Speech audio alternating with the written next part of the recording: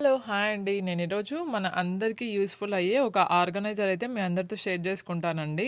మీరిక్కడ చూస్తున్నారు గదా! నేను ఈరోజు షేర్ చేసుకునేది జ్యువెలరీ ఆర్గనైజర్ అండి. మనం రెగ్యులర్‌గా వేసుకునే జ్యువెలరీని మనకి ఒక ఆర్గనైజర్‌లో పెట్టుకున్నామంటే మనకు ఏమేమి ఉన్నాయో తెలుసుకోవడానికి కూడా చాలా బావుంటుందండి.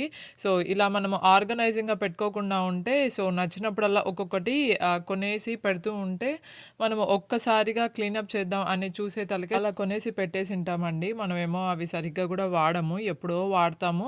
మళ్ళీ మనము అదే బాక్స్‌లోనే వేసేస్తూ ఉంటాము. అలా మనకి చాలా ఇయర్ రింగ్స్, కొత్త ఇయర్ రింగ్స్ ఇలా జ్యువెలరీ గానీ మొత్తం గూడా పైలప్ అయిపోతూ ఉంటాయి. మన దగ్గర ఏమేం మోడల్స్ ఉన్నాయి, మనం ఇంకా నెక్స్ట్ టైము కొనాలి అంటే కొత్త మోడల్స్ ఏమన్నా తీసుకోవాలా అలా ఏమి మనకు తెలీదండి.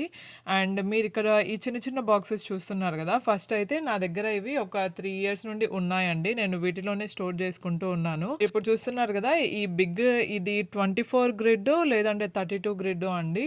సో, ఈ ఆర్గనైజరు నేను తీసుకొని గూడా చాలా మంత్స్ అయిపోతుందండి. నేను అస్సలుకు యూజే చేయలేదు. సరేలే దీంట్లో మంచిగా ఆర్గనైజ్ చేసుకుందాము. సో, దిస్ ఇయర్ నుండి నేనేమి కొత్తవి కొనకుండా నా దగ్గర ఉండేటివే నేను వాడుకోవాలి అనేసైతే నేను అనుకున్నానండి. సో, అందుకోసం అనేసి నా దగ్గర ఏమేమున్నాయో వాటినన్నీ గూడా నేను తీయడం అయితే స్టార్ట్ జేశాను.